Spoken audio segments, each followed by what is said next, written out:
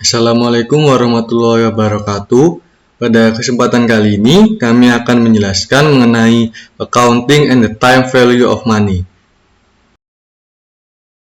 Namun sebelum itu, izinkan saya untuk memperkenalkan anggota dari kelompok kami. Yang pertama ada Al-Fatih Ramadan dengan NPM 3 angka terakhir 265. Kemudian ada Fianka Rifki Wirawan dengan NPM 3 angka terakhir 268. Kemudian ada Ahmad Rafli Maulana dengan NPM 3 angka terakhir 278. Kemudian ada Zurian Nirwana Mesa Putra dengan NPM 3 angka terakhir 261. Kemudian ada Rafa Pramudion dengan NPM 3 angka terakhir 279. Kemudian ada Teuku Muhammad Farel dengan NPM 3 angka terakhir 294. Baik, saya akan membahas mengenai chapter 6 berkaitan dengan accounting and the time value of money atau akuntansi dan nilai waktu dari. Baik, yang pertama yang saya bahas adalah pengertian dari accounting and the time value of money.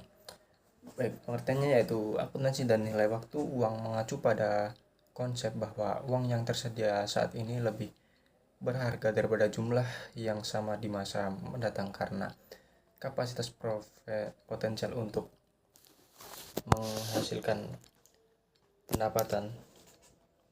Prinsip ini mendasar dalam akuntansi dan keuangan karena mengakui adanya peluang untuk menginvestasikan uang dan memperoleh bunga dari waktu ke waktu. Memahami nilai waktu uang sangat penting bagi akuntan karena hal ini memengaruhi berbagai keputusan dan pengukuran keuangan seperti menghitung nilai sekarang dan masa mendatang, mengevaluasi investasi dan menentukan estimasi nilai wajar untuk aset dan liabilitas. Kemudian saya akan bahas tentang basic time value concept atau konsep nilai waktu dasar. Dalam akuntansi dan keuangan, frasa nilai waktu uang menunjukkan hubungan antara waktu dan uang, bahwa $1 yang diterima hari ini lebih berharga daripada $1 yang dijanjikan di masa mendatang. Mengapa?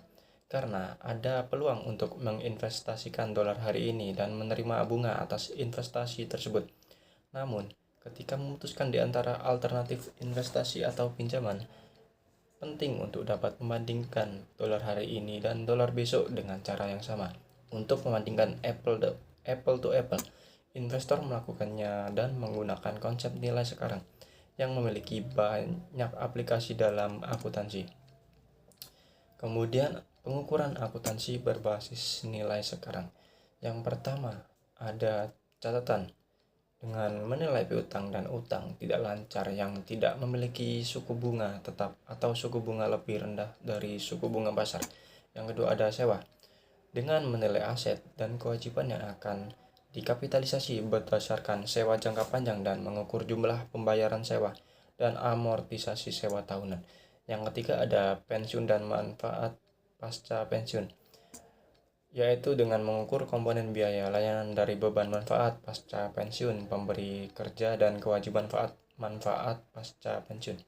Yang keempat ada aset tidak lancar, yaitu mengevaluasi investasi jangka panjang alternatif dengan mendiskontokan arus kas masa depan, menentukan nilai aset yang diperoleh berdasarkan kontrak pembayaran yang ditangguhkan, mengukur penurunan nilai aset.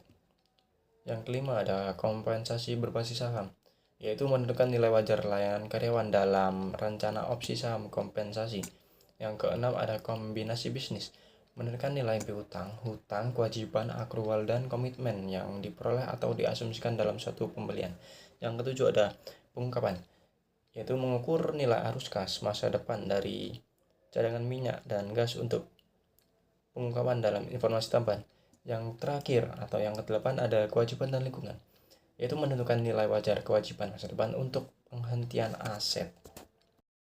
Kemudian saya akan menjelaskan tentang hakikat bunga.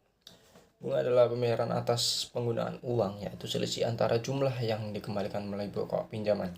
Misalnya, Corner Bank meminjamkan $10.000 kepada Hillfarm Properties yang kemudian mengembalikan $11.500 selisih, dan selisihnya yaitu $1.500 merupakan beban bunga bagi Hillfarm dan pendapatan bunga bagi Corner Bank. Biasanya bunga dinyatakan sebagai presentasi dalam jangka waktu tertentu. Contohnya, jika Hilfam meminjam $10.000 selama 1 tahun dan mengembalikannya $10.600, maka tingkat bunga adalah 6% per tahun. Dengan yang diketahui, $600 dibagi $10.000. Tingkat bunga ditentukan oleh beberapa faktor. Salah satunya adalah risiko kredit atau risiko gagal bayar. Semakin tinggi risiko kredit, semakin tinggi pula tingkat bunga. Perusahaan besar seperti Nokia atau Adidas mungkin mendapat pinjaman dengan bunga mendekati atau di bawah suku bunga pasar. Sementara usaha kecil seperti toko kelontong bisa dikenakan bunga lebih tinggi. Besarnya bunga dalam suatu transaksi keuangan tergantung pada 3 variabel utama. Yang pertama ada variabel pokok, yaitu jumlah yang dipinjam atau diinvestasikan. Yang kemudian ada variabel suku bunga, yaitu presentasi pokok yang belum dibayar. Yang ketiga ada variabel waktu atau jumlah tahun atau bagian pecahan dari tahun saat pokok masih belum dibayar. Kemudian ada bunga sederhana. Perusahaan menghitung bunga sederhana berdasarkan jumlah pokok saja. Bunga sederhana adalah pengembalian atau pertumbuhan pokok untuk satu periode waktu. Persamaan berikut menyatakan bunga sederhana. Berikut adalah contoh rumusnya. Kemudian ada bunga majemuk. Bunga majemuk dihitung tidak hanya berdasarkan pokok pinjaman, tetapi juga atas bunga yang telah diperoleh dan belum dibayar atau ditarik. Ini adalah pertumbuhan nilai pokok selama 2 periode waktu atau lebih. Proses ini memungkinkan bahwa bunga dihitung dari pokok serta bunga yang telah dihasilkan sebelumnya, asalkan bunga tersebut tetap disimpan atau diinvestasikan. Kemudian ada tabel bunga majemuk. Ada 5 jenis tabel bunga majemuk. Berikut yang pertama ada tabel bunga majemuk nilai masa depan, yang berisi jumlah yang akan diakumulasikan satu jika disimpan sekarang pada tingkat tertentu dan dibiarkan selama sejumlah periode tertentu. Yang kemudian ada nilai sekarang, berisi jumlah yang harus disimpan sekarang pada tingkat bunga tertentu agar sama dengan satu pada akhir sejumlah periode tertentu. Yang ketiga ada nilai masa depan, anuitas biasa, berisi jumlah yang akan diakumulasikan sewa periodik satu jika pembayaran sewa diinvestasikan pada akhir setiap periode pada tingkat bunga tertentu untuk sejumlah periode tertentu. Yang keempat ada nilai sekarang, anuitas biasa, berisi jumlah yang harus disimpan sekarang pada tingkat bunga tertentu untuk memungkinkan penarikan pada akhir interval periodik reguler untuk sejumlah periode tertentu. Yang terakhir ada nilai sekarang dari anuitas yang jatuh tempo sebesar, berisi jumlah yang harus disetorkan sekarang pada tingkat bunga tertentu untuk memungkinkan penarikan sebesar satu pada awal interval periodik reguler untuk sejumlah periode tertentu. Saya akan membahas single sum problems. Single sum problems itu membahas perhitungan nilai uang yang hanya melibatkan satu jumlah tetap, baik untuk mengetahui nilainya di masa depan atau nilainya pada masa kini. Untuk prinsip dasar perhitungannya ada 2, yaitu future value dan present value. Untuk future value adalah jumlah uang akan bertambah dengan banyaknya periode yang berlalu. Jika present value, maka uang masa depan akan dikurangi untuk mencari nilainya pada masa kini. Untuk rumus future value yaitu nilai masa depan sama dengan nilai masa kini dikali 1 ditambah bunga per tahun, kemudian dipangkatkan dengan jumlah periode. Kemudian di sini ada contoh kasus, yaitu Burger AG menginvestasikan 50.000 euro selama 5 tahun dengan bunga 6%. Untuk mencarinya jadi 50.000 dikali dengan 1 ditambah 0,6 kemudian dipangkatkan 5 tahun, yaitu hasilnya 66.912. Di sini ada juga contoh kasus future value dengan bunga majemuk Shanghai Electric Power, yaitu menyetor 250 juta selama 4 tahun dengan bunga 10% di compound setengah tahunan. Jumlah periode menjadi 8 karena bunga di compound 2 kali setahun. Maka untuk hasilnya yaitu sekitar 359.356.000. Di sini ada rumus present value, yaitu rumusnya present value nilai masa kini adalah nilai masa depan dibagi 1 ditambahkan bunga dipangkatkan periode tertentu. Di sini ada contoh kasus Burger AG ingin mengetahui nilai sekarang ya $66.000 akan diterima dalam 5 tahun dengan bunga 6%, menggunakan faktor nilai sekarang dari tabel 0,7473, hasilnya €50.000. Saya akan menjelaskan mengenai solving for other unknowns in single sum problems, atau memecahkan masalah lain yang tidak diketahui dalam masalah jumlah tunggal. Dalam menghitung nilai masa depan atau future value, dalam ilustrasi jumlah tunggal sebelumnya, jumlah periode dan suku bunga diketahui. Dalam banyak situasi bisnis, nilai masa depan dan nilai sekarang diketahui, tetapi jumlah periode atau suku bunga tidak diketahui. Dua contoh berikut adalah masalah jumlah tunggal atau nilai masa depan dan nilai sekarang dengan jumlah periode yang diketahui atau dengan simbol N, atau suku bunga yang tidak diketahui dengan simbol I. Contoh-contoh ini dan solusi yang menyertainya menunjukkan bahwa mengetahui 3 dari 4 nilai. Yang pertama adalah future value dengan simbol FV dan present value dengan simbol PV, jumlah periode dengan simbol N, suku bunga dan simbol I. Berikutnya saya akan menyertakan contoh soalnya.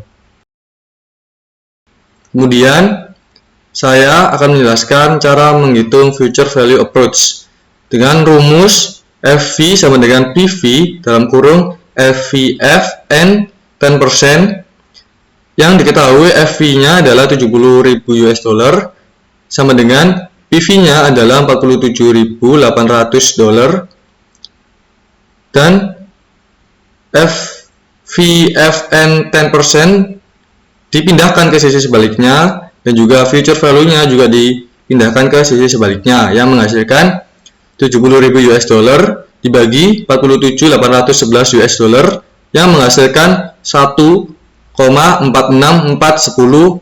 Jadi hasil dari future value approach dari soal tersebut adalah 1,46410.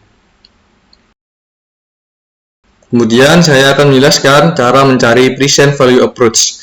Sama seperti tadi, rumusnya adalah PV sama dengan FV dalam kurung PV FN 10%, yang present value-nya diketahui sejumlah $47.800 sama dengan future value-nya diketahui sejumlah $70.000, sehingga PV FN 10% sama seperti tadi dipindahkan ke sisi sebaliknya, dan present value-nya juga dipindahkan ke sisi sebaliknya yang menghasilkan $47.811 dibagi $70.000 yang menghasilkan 68301, sehingga hasil dari present value approach dari soal tersebut adalah 68301. Kemudian saya akan menjelaskan mengenai annuities future value. Pembahasan sebelumnya hanya melibatkan akumulasi atau diskon sejumlah pokok tunggal.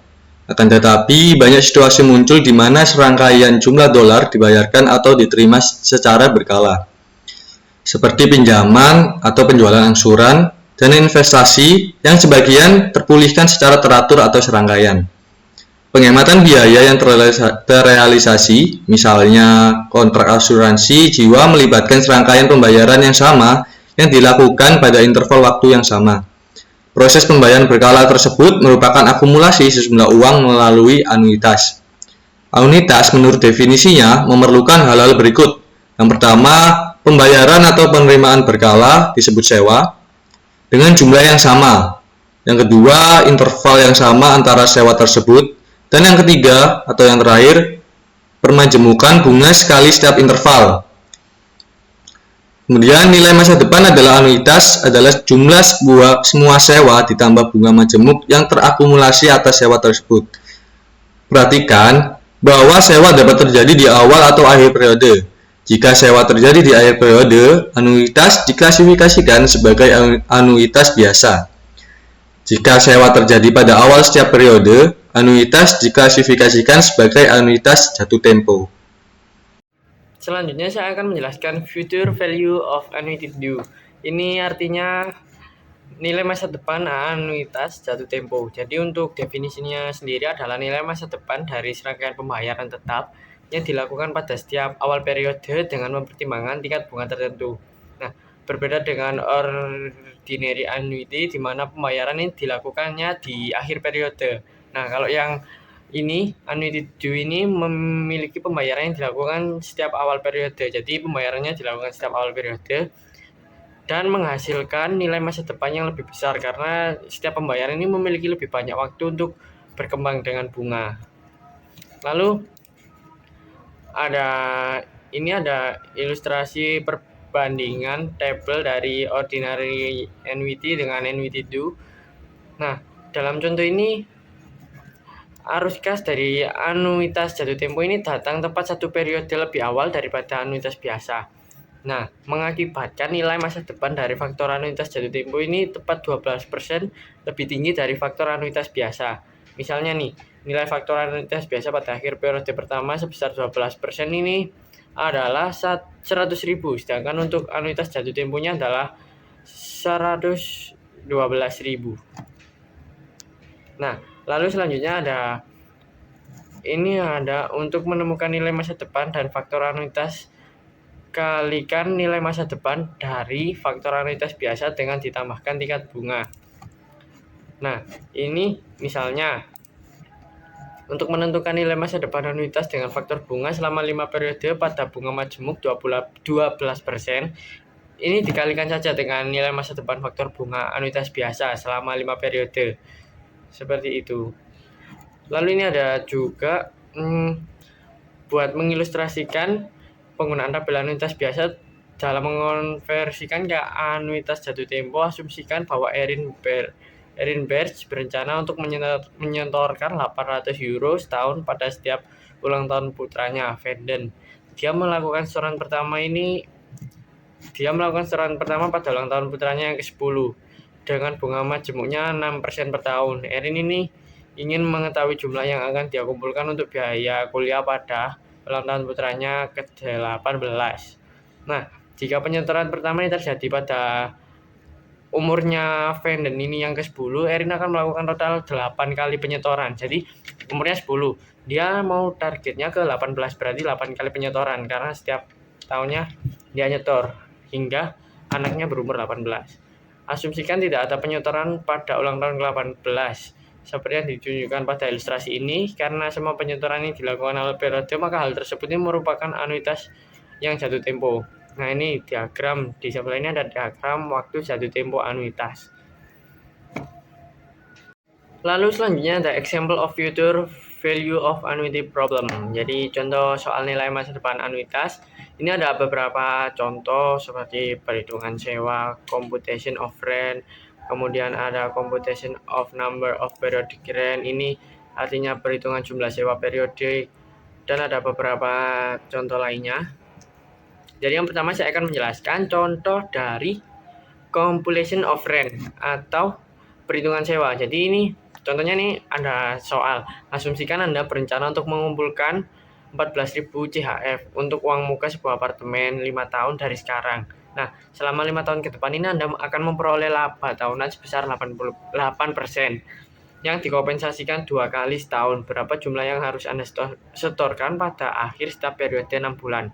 Nah, 14.000 CHF ini adalah nilai masa depan dari 10 ini dari 5 dikali 2. pembayaran akhir periode setengah tahun dengan jumlah yang tidak diketahui pada tingkat bunga 4%. 4%-nya ini dapat dari 8 dibagi 2. Nah, ini ada ilustrasi dari gambar yang menggambarkan masalah ini. Waktu nilai masa depan anuitas biasa dengan N-nya 10 dan I-nya ini bunganya 4%. Nah, ini ada hasil dari perhitungannya. 14 ya, F ini hasilnya 1,166,07. Dengan demikian Anda mesti membuat 10 setoran setengah tahunan masing-masing sebesar 1.166 CHF agar Anda dapat mengumpulkan 14.000 CHF untuk uang muka Anda. Lalu selanjutnya ada contoh soal dari computation of the number of periodic rent, perhitungan jumlah sewa periode. Misalnya ini ada misalkan tujuan perusahaan ini mengumpulkan $117.332 dengan melakukan penyetoran berkala sebesar $20.000 pada akhir tahun. Nah, yang akan menghasilkan bunga majemuk 8% per tahun selama proses akumulasi. Ini berapa banyak penyetoran yang harus dilakukan? Ini jadi pertanyaannya, berapa banyak penyetoran yang harus dilakukan dan setornya harus berapa kali.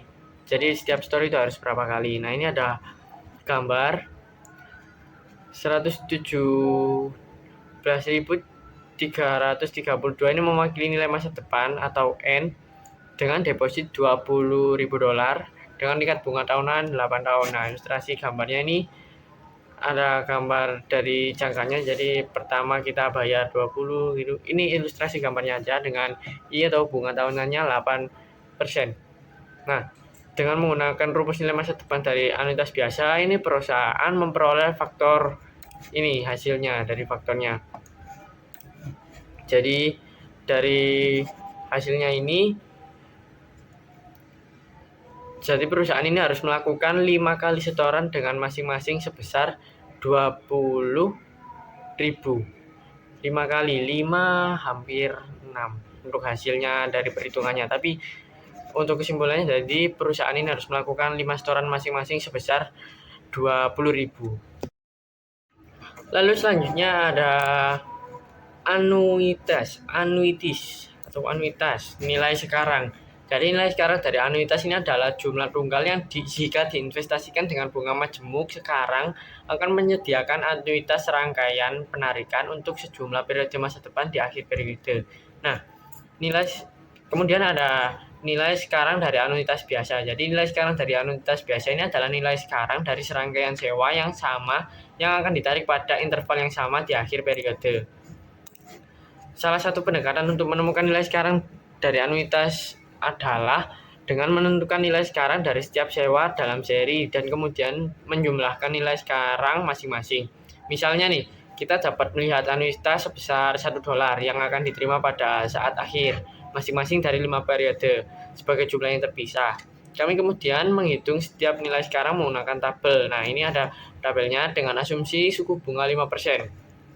Nah, dari tabel ini menunjukkan, perhitungan ini memberitahu kita bahwa kita menginvestasikan sejumlah $4.33,33 hari ini dengan bunga 5% selama 5 periode. Kita akan dapat menarik 1% di akhir periode setiap 5 periode.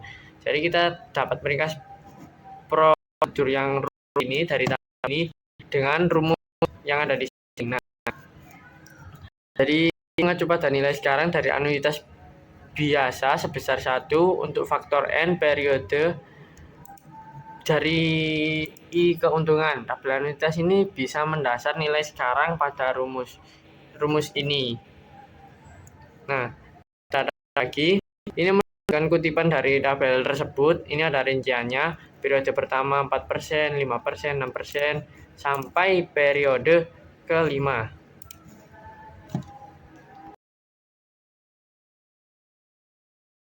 Saya akan menjelaskan perbandingan nilai sekarang anuitas biasa dengan anuitas jatuh tempo, karena setiap arus kas dalam tepat 1 periode lebih awal dalam nilai sekarang dari anuitas yang jatuh tempo. Nilai sekarang dari arus kas tersebut tepat 12% lebih tinggi daripada nilai sekarang dari anuitas biasa. Jadi, untuk menemukan nilai sekarang dari faktor anuitas yang jatuh tempo, kalikan nilai sekarang dengan faktor anuitas biasa dengan 1 ditambah suku bunga, yaitu 1 ditambah 1. Untuk menentukan nilai sekarang dari anuitas yang jatuh tempo dengan faktor bunga selama 5 periode pada 12%, ambil nilai sekarang dari anuitas biasa selama 5 periode pada bunga 12%, atau 3,604478, dan kalikan dengan 1,12 untuk memperoleh nilai sekarang dari anuitas yang jatuh tempo 4,03735 atau 3,60478 kali 1,112. Lalu ada perhitungan nilai sekarang dan anuitas biasa. Anda baru saja memenangkan lotre dengan hadiah sebesar 54 juta. Anda mengetahui bahwa Anda menerima cek sejumlah $200 pada akhir setiap 20 tahun ke depan. Berapa jumlah yang sebenarnya Anda menangkan, yaitu berapa nilai sekarang dari cek $200 yang Anda terima selama 20 tahun ke depan. Di sini ada gambar cara perhitungan nilai sekarang dan anuitas biasa. Lalu di sini saya akan menjelaskan perhitungan tingkat bunga. Banyak pembeli menggunakan kartu kredit untuk melakukan pembelian. Saat Anda menerima tagihan pembayaran, Anda dapat membayar jumlah total yang baru dibayarkan, atau Anda dapat membayar sisanya dalam beberapa kali pembayaran. Misalnya, apabila Anda menerima tagihan dari Mastercard Amerika Serikat dengan saldo terutang sebesar $528,77, Anda dapat melunasinya dalam 12 kali pembayaran bulanan yang sama besarnya masing-masing sebesar $50, dengan pembayaran pertama jatuh tempo 1 bulan dari sekarang. Berapa tingkat bunga yang Anda bayarkan? $528,77 merupakan nilai sekarang dari 12 pembayaran sebesar $50 masing-masing dengan tingkat bunga yang tidak diketahui, seperti pada gambar. Saya akan menjelaskan other time value of money issue. Memecahkan masalah nilai waktu seringkali memerlukan penggunaan lebih dari satu tabel. Misalnya, masalah bisnis mungkin memerlukan perhitungan nilai sekarang dari jumlah tunggal dan nilai sekarang dari anuitas. Selain itu, IFRS mungkin memerlukan penggunaan arus kas yang diharapkan dapat menentukan nilai sekarang. Di bagian ini ada 3 bahasan. Yang pertama ada anuitas tertunda, yang kedua ada masalah ikatan, yang ketiga ada pengukuran nilai sekarang. Anuitas yang ditangguhkan. Anuitas tangguhan adalah anuitas pembayaran sewanya dimulai setelah sejumlah periode tertentu. Anuitas tangguhan tidak mulai menghasilkan sewa hingga 2 atau lebih dari periode telah berakhir.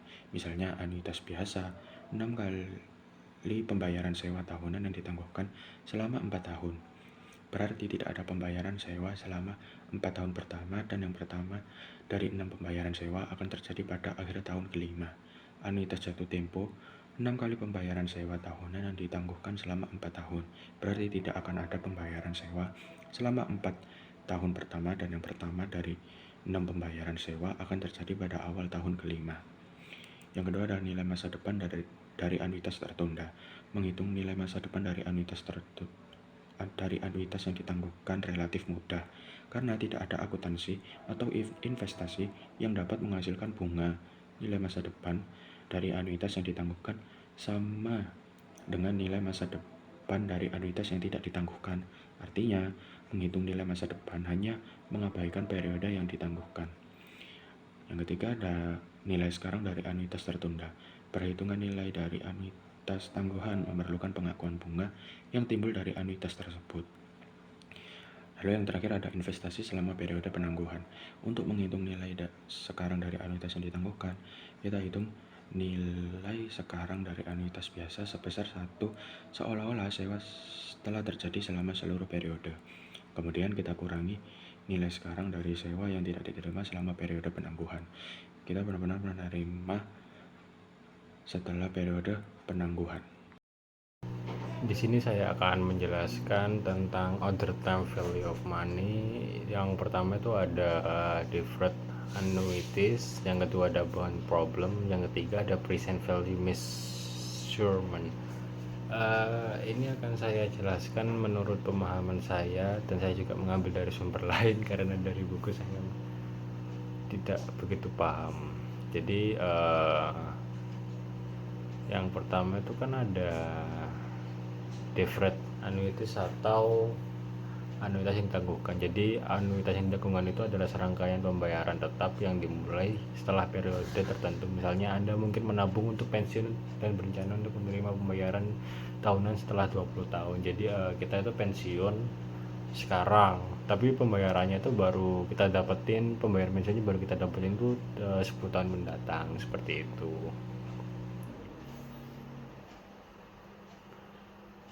Ini ada contohnya, itu Anda kan berencana menerima anuitas tahunan sebesar 10 juta selama 10 tahun.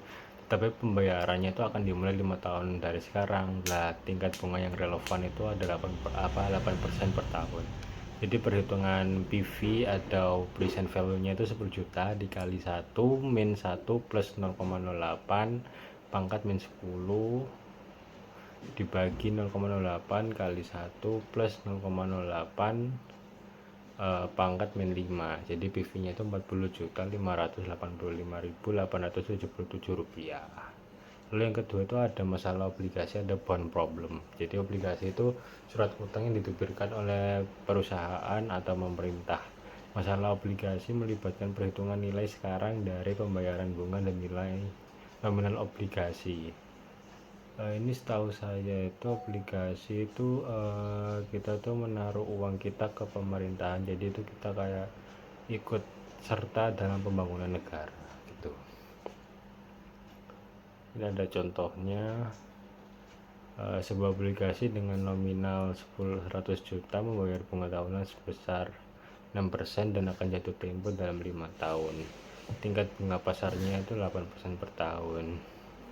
Jadi cara menghitungnya itu 6 juta dikali 1 min 1 plus 0,08 pangkat min 5 dibagi 0,08, lalu ditambah dengan 1 juta dibagi 1 plus 0,08 pangkat 5, yaitu dapat PV nya itu sekitar 92.018.667 rupiah. Lalu yang ketiga, yang terakhir itu pengukuran nilai sekarang atau present value measurement. Pengukuran nilai sekarang itu digunakan untuk menentukan nilai saat ini dari arus kas masa depan. Ini penting dalam pengambilan keputusan investasi. Ada contohnya itu kita tuh mengharapkan akan menerima 50 juta dalam 3 tahun. Tingkat bunga yang relevan itu 10% per tahun. Jadi perhitungannya itu 50 juta bagi 1 plus 0,10 pangkat 3. Jadi PV nya itu present value nya kita dapat 37.742.000. Jadi nilai sekarang dari 50 juta yang akan diterima dalam 3 tahun ke depan itu sekitar 37 juta sekian. Terima kasih. Pada ekspektasi cash flow, di sini ada contoh kasus di mana Genus Appliance X Outlet menghitung arus kas yang diharapkan. Pada tahun 2022, Genus Appliance menjual pengering senilai 25.000 US dollar dan membuat perjanjian dengan Lorenzo Repair untuk layanan garansi selama 2 tahun. Karena tidak ada pasar yang jelas untuk kontrak garansi ini, mereka menggunakan pendekatan arus kas untuk diharapkan memperkirakan biaya garansi. Berdasarkan pengalaman sebelumnya, Genus Appliance menghitung arus kas keluar yang diharapkan dari pengering yang terjual di 2022 menggunakan probabilitas dari beberapa skenario biaya. Total arus kas yang keluar yang diharapkan adalah 6.160 di tahun 2022 dan 6.900 US dollar pada tahun 2023 dengan menggunakan faktor nilai sekarang atau PV factor pada tingkat bebas rasio 5%. Mereka menghitung nilai gini dari total arus kas tersebut sebesar 12.125,11 sen. Nilai ini menunjukkan estimasi kewajiban garansi yang harus dicatat di laporan pos keuangan. Sekian penjelasan dari kelompok kami. Mohon maaf bila ada salah kata dan kekurangan dalam menjelaskan materinya. Wassalamualaikum warahmatullahi wabarakatuh.